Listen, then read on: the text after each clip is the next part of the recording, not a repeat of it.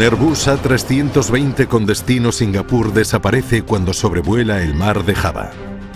Pensé en qué podría haber causado esa desaparición. ¿Fue un acto terrorista? ¿Le habría pasado algo extremo al avión? Durante días, la titánica búsqueda no arroja resultado alguno. Un accidente en el mar es todo un reto. Es muy difícil localizarlo porque no se suele tener la trayectoria de vuelo exacta debido a la superficie del océano. Lo que averiguan sugiere una desconcertante imagen de los minutos finales del vuelo. El avión empezó a inclinarse. Esa acción nos sorprendió muchísimo. ¿Qué hacen? La investigación revela un trágico malentendido que le costó la muerte a 162 personas.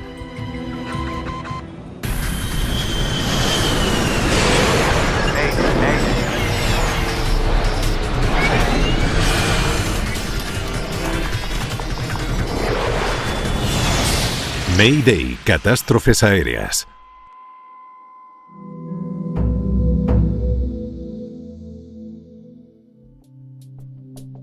Solución mortal. El vuelo 8501 de Air Asia sobrevuela el mar de Java en el norte de Indonesia. Han pasado varios días desde Navidad y la mayoría de los 156 pasajeros a bordo del Airbus A320 están de vacaciones. El piloto al mando es el comandante Iriyanto, de 53 años. Es un piloto con experiencia. Cuenta con más de 20.000 horas de vuelo. Su copiloto es el francés Rémy-Emmanuel Plessel, de 46 años y con 2.000 horas de vuelo a sus espaldas, la mayoría en el Airbus. En ese tramo en concreto era el copiloto el que controlaba los mandos del aparato. El comandante estaba al mando del vuelo, pero estaba realizando las funciones propias del piloto, que no está a cargo del control del avión. El vuelo ha comenzado en Surabaya, una ciudad de Indonesia, y se dirige surcando el mar de Java hacia Singapur. La duración total del viaje es de unas 2 horas.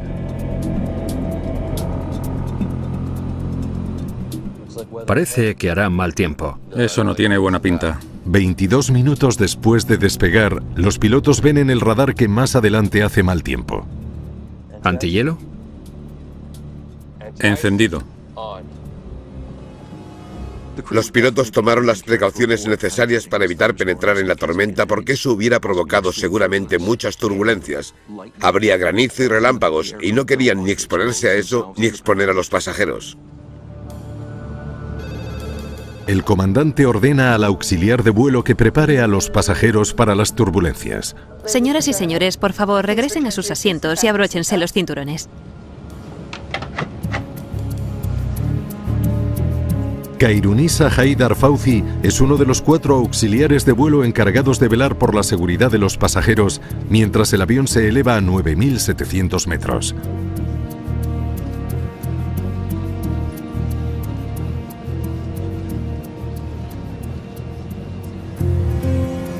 Como precaución adicional, el comandante decide elevar la altitud para pasar por encima de las nubes. Voy a contactar por radio para elevar la altitud. Hay que pasar por encima. Buena idea. Pero antes de que el comandante pueda comunicarse con control aéreo, salta una alarma de avería en el ordenador de vuelo. ¿Acción SCAM? Los sofisticados ordenadores del avión les indican a los pilotos paso a paso cómo resolver el problema.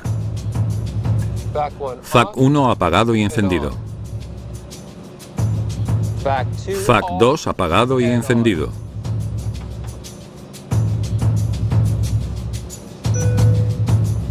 Alarma apagada. Los ordenadores controlan la mayoría de los sistemas del Airbus A320. Tiene 7 ordenadores. Incluyen muchas características muy útiles que les quitan mucho trabajo a los pilotos. A los pilotos se les ha formado para que sigan las instrucciones que les den los ordenadores del avión. Pocos segundos después, la alarma vuelve a sonar. Igual. FAC 1 apagado y encendido. Tras centrarse en el aviso de avería, el comandante solicita por radio a control aéreo un ascenso en la altitud del avión. Vale. Control aéreo de Yakarta, aquí Erasia 8501. Solicito permiso para elevarnos a 11.500 metros. El controlador aéreo en Yakarta lleva una noche tranquila. Enseguida permite a los pilotos elevarse, pero a una altura ligeramente inferior a los 11.500 metros que solicitaron. Erasia 8501. Permiso para ascender a 10.000 metros. Tras permitirles ese ascenso, el controlador espera una confirmación. Pero una tercera alarma distrae a los pilotos. Otra vez. ¿Acciones SECAM? FAC 1 apagado y encendido. El controlador no recibe ninguna respuesta, por lo que vuelve a repetir el mensaje. Erasia 8501. Permiso para ascender a 10.000 metros. Lidiar con un problema tan recurrente es muy molesto y te hace perder mucho tiempo. Ya está bien. ¿Acciones SECAM?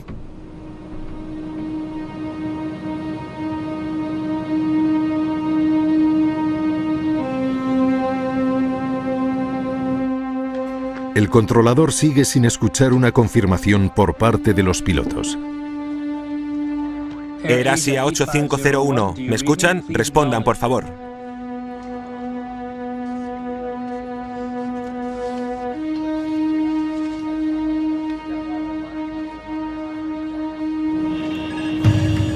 Pero en la cabina de mando, las alarmas de avería han aumentado. Erasia 8501. ¿Me escuchan? Respondan, por favor. Sin embargo, los pasajeros no saben que los pilotos están luchando para mantener el control del avión.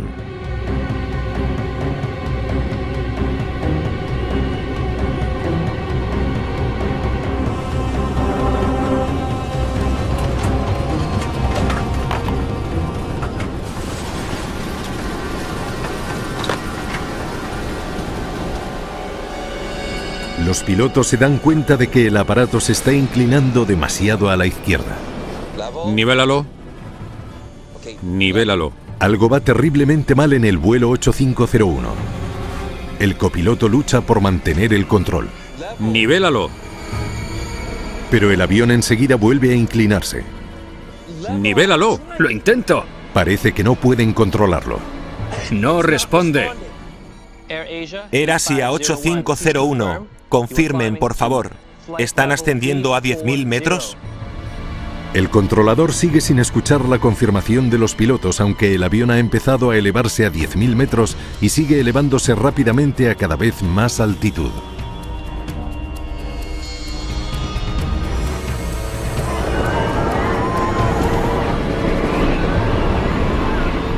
Nunca un pasajero aéreo había experimentado algo así en circunstancias normales. Tuvo que ser una maniobra impactante y muy violenta.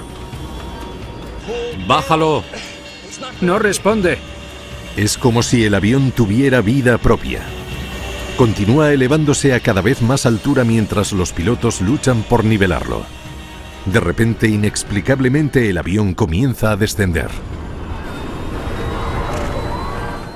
Eso seguramente causaría el pánico de algunas personas. Otros estarían esperando a que los pilotos lo solucionaran. Altitud. Ya lo sé. El vuelo 8501 se desploma, precipitándose sobre el océano que tiene debajo. La tasa de descenso era muy alta, muy alta. Parece que los pilotos no pueden hacer nada para salvar su avión. Bájalo. No me responde. ¿Qué pasa? Máxima potencia. Despacio.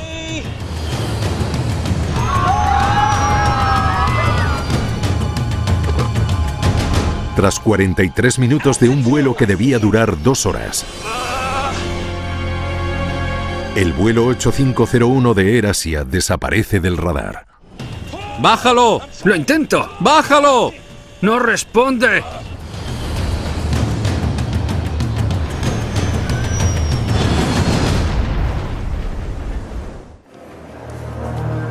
La noticia de la misteriosa desaparición de un vuelo comercial con destino Singapur se extiende rápidamente. La pérdida del vuelo 8501 de AirAsia fue un caso clásico de un vuelo que pasa de volar en unas condiciones normales y corrientes a perder el control de la aeronave en un periodo de tan solo 20 minutos. A las pocas horas, las familias de las 162 personas a bordo entre pasajeros y tripulación exigen respuestas. ¿Cómo podría el avión haber desaparecido sin más?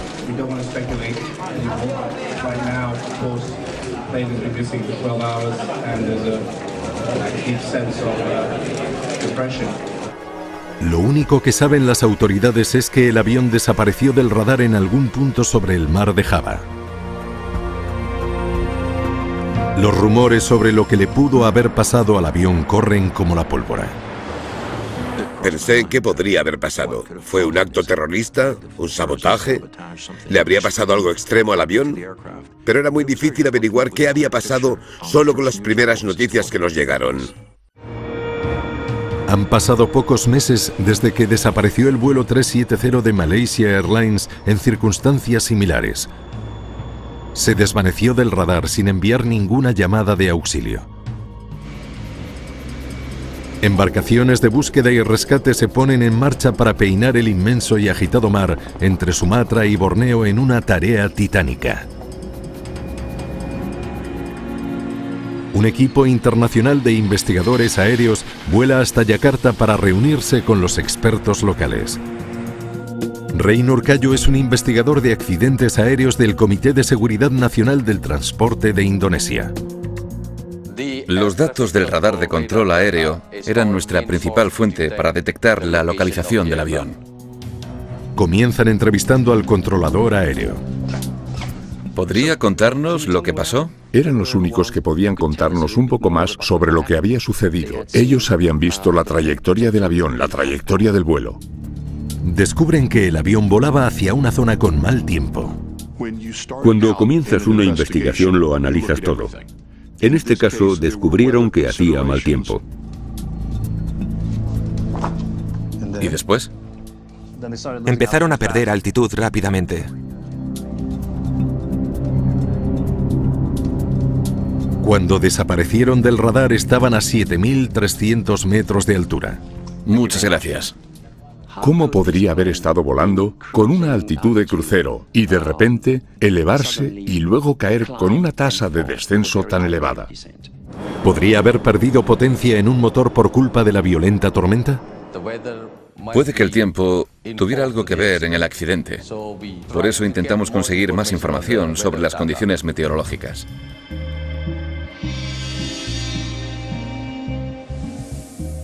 Quiero los datos meteorológicos de esta zona. Los investigadores examinan detalladamente los mapas meteorológicos del día del accidente. Había tormentas aquí y aquí. El color era un rojo muy intenso, así que supuse que las condiciones meteorológicas en esas zonas eran malas. Era la época del monzón, por eso había muchas tormentas. Como piloto enseguida aprendes que las tormentas pueden causar daños en el avión. Y eso es algo que todos tienen muy en cuenta. No hay que volar por dentro de una tormenta. Después trazaron la trayectoria de vuelo para ver si pudo haber entrado en una tormenta. Volaban a la altitud de crucero. En este punto solicitaron poder desviarse. Lo hicieron aquí y después comenzaron a descender. Casi entran en la primera tormenta, pero lograron evitarla. El mal tiempo, la primera explicación posible para la desaparición del vuelo 8501, acaba siendo un callejón sin salida. Este es el último punto del radar en el que les vieron. Basándose en las últimas coordenadas del radar, los investigadores al menos logran delimitar una zona de búsqueda. Docenas de embarcaciones y aviones de rescate de diferentes países peinan la zona. Un accidente en el mar es todo un reto. Es muy difícil localizarlo porque no se suele tener la trayectoria de vuelo exacta debido a la superficie del océano. El presidente de Indonesia se dirige a una nación que está de luto. Untuk seluruh keluarga penumpang dan awak pesawat, sekali lagi saya turut merasakan kehilangan atas musibah ini dan kita semuanya berdoa Tras 2 días de búsqueda, recuperan las primeras partes del avión en el estrecho de Karimata, en el mar de Java. Las principales partes del avión se encontraron no muy lejos del lugar que predijimos gracias al radar de control aéreo. Pronto comienzan a recuperar cadáveres. Entre los primeros se encuentra el del auxiliar de vuelo, Kairunisa Haidar Fauzi. Cientos de personas acuden a su funeral en un conmovedor homenaje. Muchos más funerales le sucedieron. Entre las 162 personas a bordo entre pasajeros y tripulación no hay ningún superviviente. Al examinar los restos del avión, los investigadores se dan cuenta de que la tarea que tienen por delante es titánica. ¿Por qué un avión tan sofisticado que volaba a la altitud de crucero se desplomó de repente? Había un montón de pequeñas piezas por todas partes. Mi primera reacción fue, esto no va a ser fácil.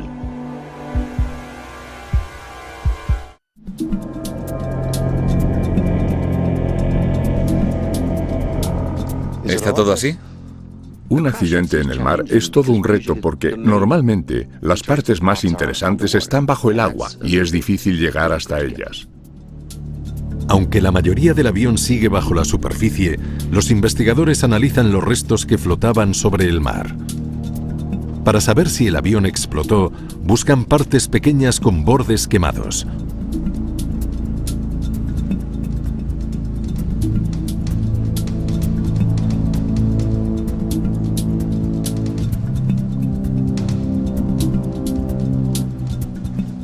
Los restos recuperados no mostraban ninguna señal que indicara la explosión de una bomba.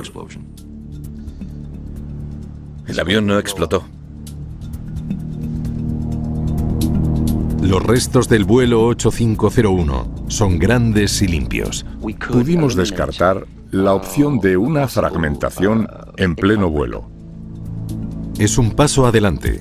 Pero a menos que puedan recuperar las cajas negras, será imposible resolver el misterio del vuelo 8501 de Air Asia.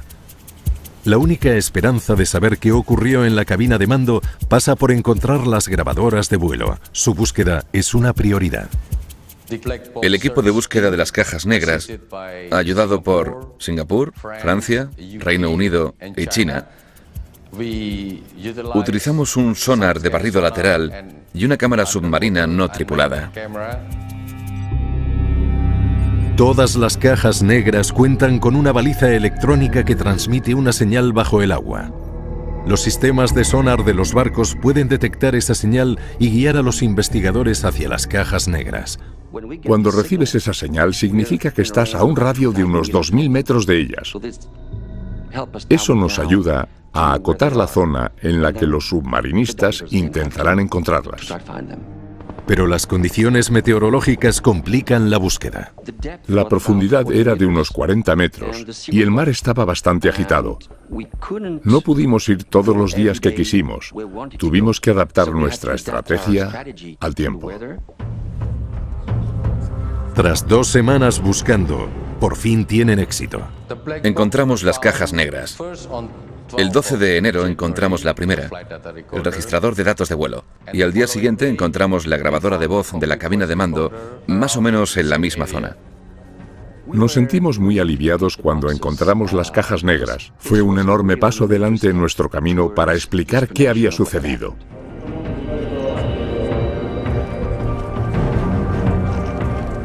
Comienzan escuchando lo registrado en la grabadora de voz de la cabina de mando.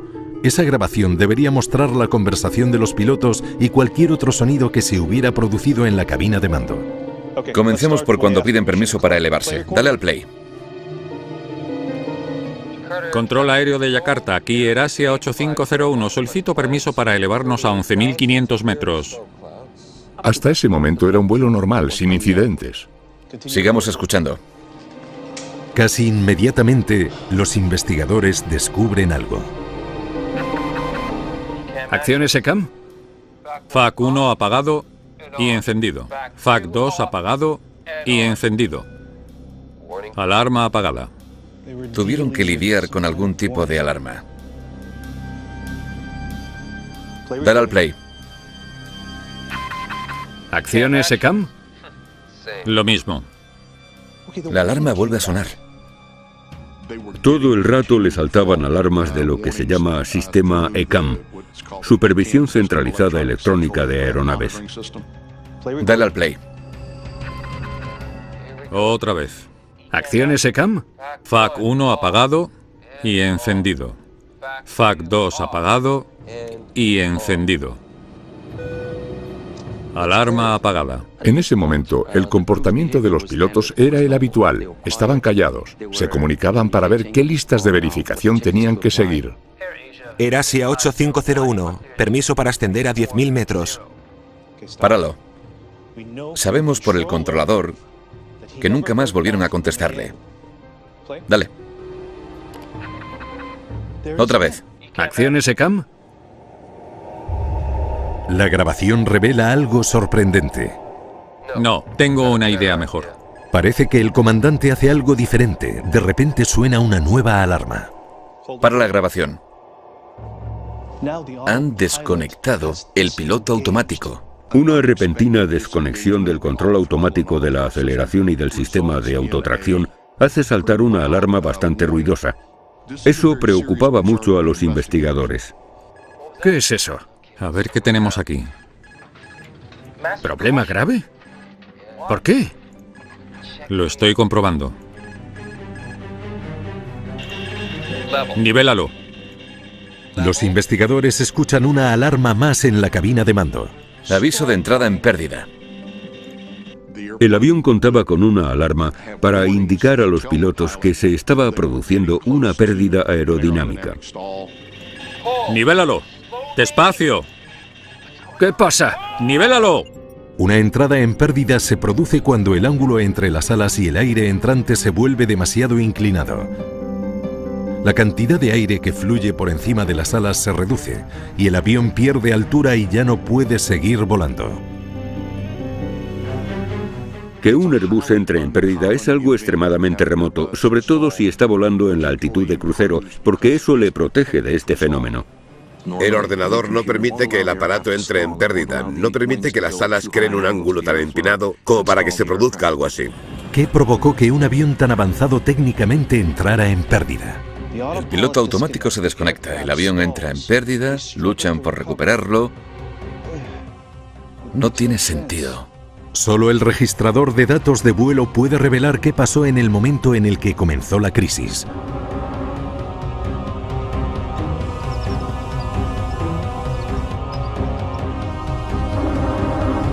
Hasta que no descarguen los datos y estos puedan ser analizados, la causa de esa entrada en pérdida en pleno vuelo seguirá siendo un misterio.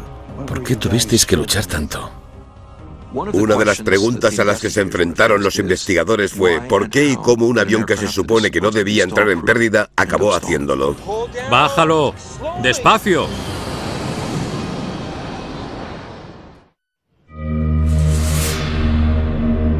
El registrador de datos de vuelo debería arrojar luz sobre el misterio, pero antes de poder descargar los datos hay que quitarle toda el agua salada. Mientras tanto, los investigadores analizan el registro de mantenimiento del avión en busca de pruebas. Pronto descubren algo. Parece que el aparato tuvo un problema con su RTLU. La RTLU es la unidad limitadora de deflexión del timón. El avión tenía un historial de fallos en esta unidad. La unidad limitadora de deflexión del timón es un componente informatizado que impide que el timón de la cola se desvíe demasiado en cualquier dirección cuando el avión está volando a mucha velocidad. Si el ordenador de vuelo detecta cualquier problema en la RTLU, manda una señal de alarma a la cabina de mando. Los informes muestran que la unidad limitadora de deflexión del timón del avión llevaba casi un año funcionando mal. 23 informes del mismo fallo. Los fallos en la RTLU en ese fuselaje habían sido muy recurrentes. Había habido 11 fallos en los 2 últimos meses y 23 en el periodo anterior. Eso era muy inusual. Parecen demasiados fallos para una RTLU. ¿Podrían estar relacionados con las misteriosas alarmas que escucharon los pilotos? Eso sería un descubrimiento importantísimo. 3 días antes del accidente, hubo 2 fallos exactamente iguales. ¿Por qué? Tras cada fallo, los operarios de mantenimiento reseteaban la RTLU. Como tras el reseteo, la alarma se apagaba, los operarios de mantenimiento no tuvieron que investigar más ese problema. Lo único que hacían era resetearlo y volverlo a poner en servicio.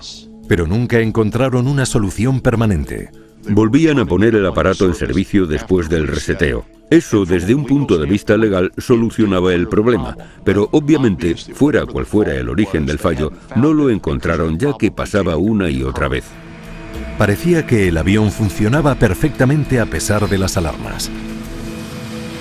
El día de antes del accidente, el avión había volado sin problemas desde Surabaya hasta Kuala Lumpur. ¿Tenemos esa unidad? La RTLU del aparato se encuentra entre los restos recuperados del mar de Java.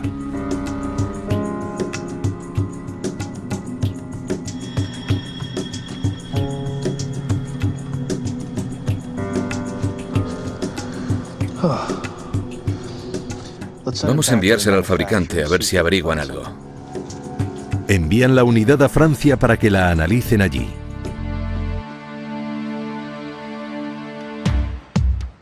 Finalmente, los investigadores pueden acceder a una prueba clave: el registrador de datos de vuelo. Si se pudieran descargar todos los datos de vuelo, con ellos podrían hacerse una imagen detallada y exacta de lo que estaba sucediendo en los controles eléctricos y mecánicos del avión. Después de recuperar la caja negra, la enviaron a nuestro laboratorio. Trabajamos con la Autoridad de Investigación de Indonesia para extraer los datos. Había que hacerlo con mucha precaución, ya que el registrador de datos de vuelo había estado bajo el agua.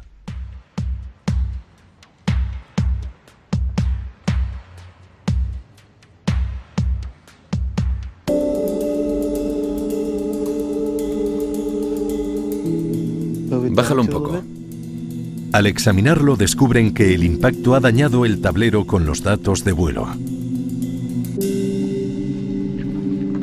No se sabe si podrán recuperar la información que necesitan tan desesperadamente.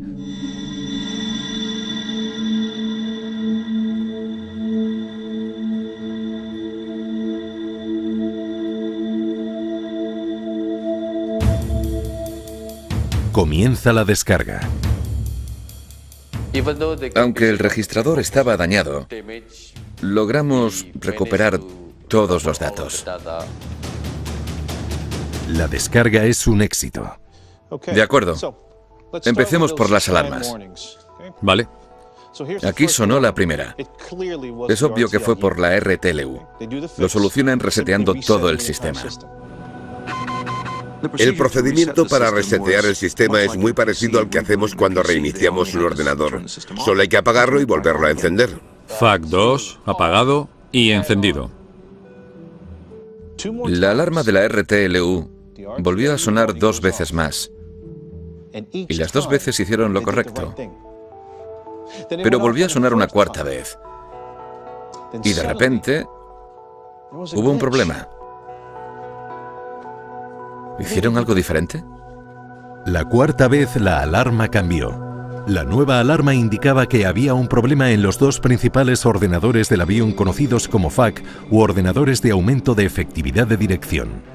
Pasad los nuevos datos a esa pantalla.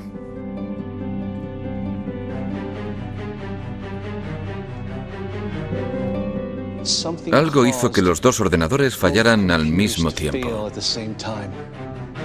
Pero ningún dato muestra qué hicieron de diferente esta vez los pilotos tras ese aviso. Lo que sí averiguan es que cuando el piloto automático se desconectó, el timón se movió ligeramente. Vamos a ver. El avión comenzó a inclinarse a la izquierda. La interrupción eléctrica de los ordenadores de control de vuelo provocó que el timón se moviera unos 2 grados hacia la izquierda. Parece que 2 grados no es mucho, pero a la velocidad a la que volaban es justo lo que hizo que se inclinaran 54 grados a la izquierda. Es casi el doble de la inclinación normal que sueles experimentar en un avión comercial. Mirad esto.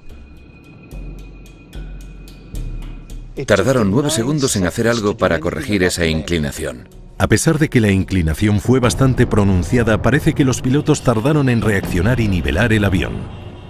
Durante esos 9 segundos, los pilotos no realizaron ningún ajuste en los controles para solucionar una inclinación de 54 grados. Después de ese tiempo, el copiloto reacciona girando bruscamente a la derecha y después a la izquierda de nuevo hasta que de repente empieza a subir. Lo único que tenían que hacer era nivelar el avión. ¿Qué hacen? Los datos del registrador de datos de vuelo muestran que el avión comenzó a elevarse cada vez más hasta que alcanzó los 45 grados. Después entró en pérdida. Los investigadores saben que el comandante hizo algo diferente, algo que provocó un problema en los ordenadores y que hizo que el piloto automático se desconectara y el avión se inclinara considerablemente, pero no saben el qué. Que el piloto automático y el control automático de la aceleración se desconectaran planteó 2 preguntas. Una, ¿qué lo causó? Y 2, ¿cómo lidiaron con ese problema? Los investigadores se esfuerzan por responder las desconcertantes preguntas acerca del vuelo 8501 y su tripulación. Diga, NTSC. De repente, logran una pista importante. Espera, más despacio. ¿Qué ha pasado? Una misteriosa acción realizada por el comandante para resolver un error recurrente parece haber desatado una serie de acontecimientos mortales. Los investigadores siguen intentando averiguar qué pasó cuando reciben una nueva información. Empieza por el principio. ¿Dónde estaba? 3 días antes del accidente, el 25 de diciembre, ese mismo comandante voló de Indonesia a Kuala Lumpur cuando le saltó la alarma de la RTLU. Pidió que un ingeniero fuera a la cabina de mando para intentar solucionarlo. ¿Otra vez? Sí, se repite constantemente. El ingeniero de mantenimiento reinició el sistema.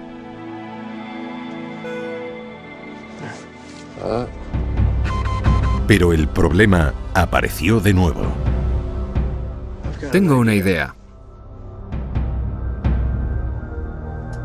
Pulsó los interruptores del ordenador principal. Mantenimiento en tierra cuenta con una lista muy específica de interruptores que pueden utilizar para resetear los ordenadores del avión. Como el comandante pudo comprobar, el problema se solucionó. Problema resuelto. ¿Puedo hacer yo lo mismo si vuelve a pasar? Sí, haz lo que el ECAM te pida que hagas. No me digas que intentó hacerlo en el aire. Los investigadores creen que ya saben qué hizo el comandante para provocar semejante crisis en la cabina de mando. ¡Que empiece la simulación! Para comprobarlo, hacen una simulación con las alarmas escuchadas en el vuelo. Comencemos por las alarmas de la RTLU. FAC 1 apagado. FAC 2 apagado. Bien. Ya está bien. Tras la cuarta alarma decide hacer algo diferente. ¿Acciones ECAM? No. Tengo una idea mejor. Los investigadores creen que el comandante pulsó 2 interruptores críticos. El comandante pulsó el interruptor número 1.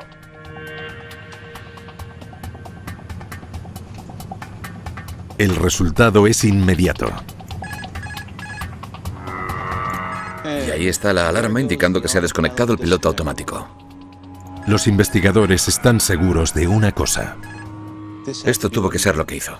Quizá intentó imitar lo que hizo el ingeniero, pero obviamente las consecuencias al interrumpir sistemas críticos en pleno vuelo son muy diferentes. El comandante supuso erróneamente que si funcionaba en tierra, funcionaría también en el aire. El interruptor, que es una parte de los ordenadores FAC, es algo que nunca se debe pulsar en pleno vuelo. Pulsar el interruptor tuvo consecuencias devastadoras que el comandante no previó. Desgraciadamente no pulsó un interruptor que solo afectara a la unidad limitadora de deflexión del timón. También interrumpió los ordenadores de aumento de efectividad de dirección, los que controlan el piloto automático, la aceleración automática y todas las protecciones normales del avión. El avión comenzó a inclinarse. En los siguientes 9 segundos llegó a alcanzar los 54 grados, aunque nadie hizo nada para solucionarlo. ¿Por qué tardaron tanto en reaccionar? El copiloto estaría mirando aquí y aquí cuando sonó la alarma indicando que se había desconectado el piloto automático y el comandante estaría aún de pie detrás del asiento del copiloto. ¿Ya está? Es probable que ninguno de los dos estuviera mirando el indicador de altitud que mostraba que el avión se estaba inclinando. Por eso tardaron 9 segundos en darse cuenta de lo que les indicaba este dispositivo. Cuando el avión comenzó a inclinarse, el copiloto estaba centrado en las alarmas. No se dio cuenta de que el avión estaba girando hasta que el comandante se sentó de nuevo. ¡Ay, Dios! ¡Oh, mierda! A pesar de perder el control de esos sistemas, la alta tecnología del avión logró que éste restableciera el rumbo. Tras el giro inicial, ¿por qué el copiloto no estabilizó el avión y volvió a conectar el piloto automático?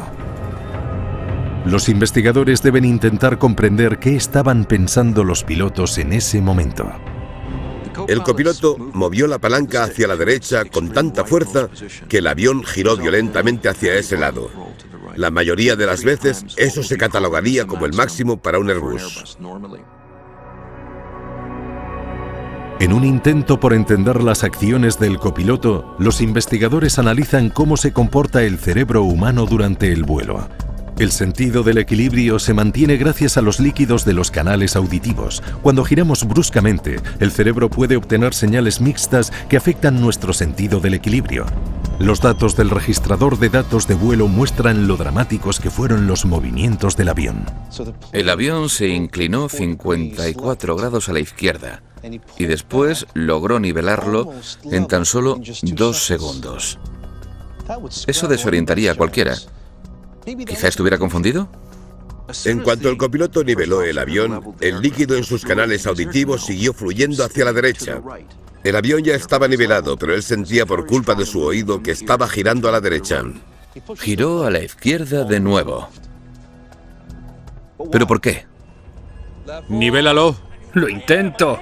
La respuesta natural sería volver a colocar el avión como estaba, es decir, inclinado 54 grados a la izquierda. Él pensaba que ese era el nivel correcto. Después tiró tanto de la palanca que el avión comenzó a elevarse. Fue una reacción enorme. El aparato se elevó enseguida. ¿Qué pasa? Está desconcertado. El mareo probablemente le hizo pensar que el avión descendía en picado. Estaba intentando recuperarse de una caída imaginaria. Estaba desorientado. Con todas esas alarmas sonando y los giros tan bruscos a la izquierda, derecha y luego izquierda otra vez, y todo el estrés, los pilotos empezaron a perder su orientación espacial. Los investigadores por fin saben lo que le pasó al desorientado copiloto. Pero si el copiloto no estaba manejando los controles correctamente, ¿por qué el comandante no dio un paso al frente que podría haber salvado la vida de todos los que estaban a bordo de ese avión? Los investigadores analizan el comportamiento del comandante. ¡Bájalo! Saben gracias a las grabaciones que intentó nivelar el avión. ¡Bájalo! Lo intento, no responde. Quería que el copiloto dejara de elevarse y bajara el morro del avión. ¡Bájalo! Pero su orden es confusa. ¿A qué se refiere con bájalo? El copiloto estaba manejando una palanca. Si la bajas, el morro del avión asciende, y si la subes, el avión desciende. Por eso, bájalo es una orden confusa. ¿Bajar el qué? El comandante debería haber dicho, baja el morro, baja el morro. El copiloto siguió tirando de la palanca hasta el final. Lo que hizo el copiloto ¡Bájalo! fue justo lo que no debía hacer. ¿Qué pasa? Es evidente que no entendió la orden. Pero ¿por qué el comandante no se hizo con el control total del avión? Intentó hacerlo aquí y aquí. ¡Bájalo! ¡No responde! Hay un botón en la parte superior de la palanca que permite que el otro piloto asuma el control total del aparato. ¡Bájalo! Si crees que el otro no puede hacerlo. Los datos revelan que el comandante pulsó ese botón, pero durante muy poco tiempo. No lo pulsó el tiempo suficiente como para asumir el control total. ¡No responde! Nunca llegó a hacerse con el control. Eso significa que los dos intentaron pilotar al mismo tiempo. Ambos pilotos empezaron a controlar el avión. Cuando eso sucede, el control del avión deja de funcionar. Si hubiera dicho 3 sencillas palabras, el avión se podría haber salvado. Te entrenan para que digas tengo el control. Así el otro piloto deja de actuar. En este caso, eso no sucedió. Los investigadores ya saben que un error del comandante provocó en el copiloto una desorientación espacial. El comandante, que podría haber ayudado dando órdenes más precisas o tomando el control de la aeronave, no hizo ninguna de esas dos cosas. Los investigadores nunca sabrán por qué. El caso está a punto de cerrarse cuando llega una nueva información, el resultado de los análisis de la RTLU.